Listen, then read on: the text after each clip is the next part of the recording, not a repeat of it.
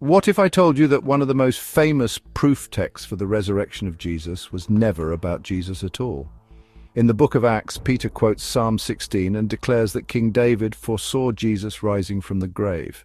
But when we look closely at the Hebrew text of Psalm 16, and even more so through the lens of Jewish theology and scholarly scriptural analysis, we discover a completely different meaning, one that has nothing to do with the resurrection of a single man, and everything to do with the eternal destiny of the soul. This psalm is not a prophecy of a Greco-Roman miracle story, but a timeless revelation of the path of life, the soul's journey, and the unending flow of eternity. The claim is often made in Christian tradition that King David in Psalm 16 foretold the resurrection of Jesus.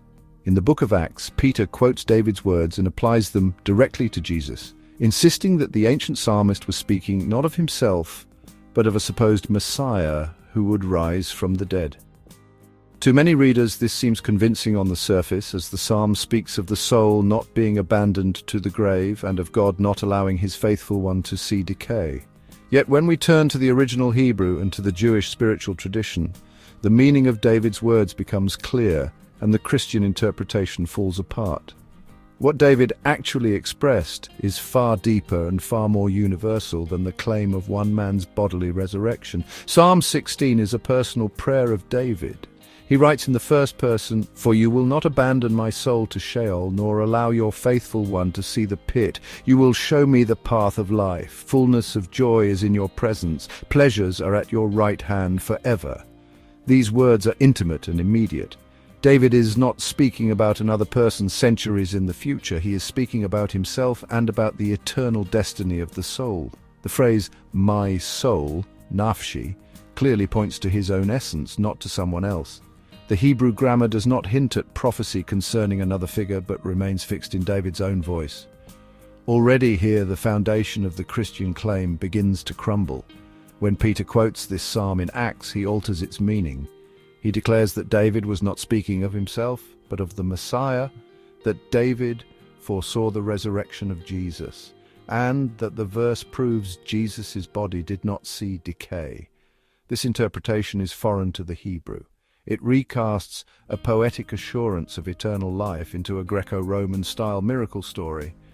In the Hellenistic world, tales of gods or heroes conquering death were common, and the resurrection narrative of Jesus fits into this cultural stream. But this is not what David meant, nor what the psalm conveys in its original language and context. The Jewish understanding, especially illuminated through Kabbalah, shows that David's words are not about physical resurrection at all.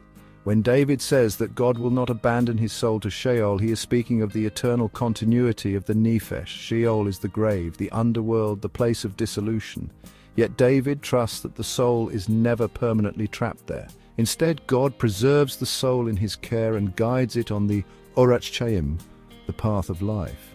This phrase, path of life, is not a straight road that ends in death, but a continual flow, a rhythm of descent and ascent, what we might call the circle of life. In the Kabbalistic tradition, this path is the stream of divine vitality that animates all worlds and all souls. It is not linear but cyclical, reflecting the process of Gilgulim, reincarnations through which the soul journeys until it finds its completion. The Zohar teaches that there are many paths of the soul, and the righteous are shown the path that leads upward into eternal delight. The Ramak explains that this Orach Chaim is the flow of divine light that circles through the Sephirot, ensuring that the soul is never cut off but always returns. The Ari expounds that no soul is abandoned. Every spark is eventually brought back for rectification, and Orach Chaim represents the cycles of Gilgul that guarantee the eternal future of each soul. The Leshem later deepens this teaching, showing that eternity, Netzach, is not static existence but an unending becoming, the perpetual renewal of divine vitality. Thus, when David concludes his psalm with the words, "Pleasures at your right hand forever," he is not predicting a one-time resurrection miracle, but affirming the eternal destiny of the soul in union with God. The contrast could not be more striking. The New Testament takes David's psalm, strips it of its personal voice and mystical depth, and retools it as a proof text for the bodily resurrection of Jesus. But the Hebrew text and the Jewish mystical tradition reveal something far greater. a vision of the eternal journey of the soul, the endless path of life that flows through every human being, the assurance that no spark is ever lost in Sheol, and the promise that God's right hand holds delights for eternity. Rather than pointing to the story of one man rising from the grave, Psalm 16 opens the mystery of life, death, and eternity for all creation. When read with its true meaning, Psalm 16 stands as a testimony against the narrow reading in Acts. David was not predicting the future of a Greco-Roman messianic figure, but declaring the universal truth that every soul is preserved, that none are abandoned, and that the path of life is eternal. In this way, the psalm offers not a sectarian claim, but a cosmic promise, that the soul's journey is never cut off, that the divine path is endless, and that eternity itself awaits in the presence of God.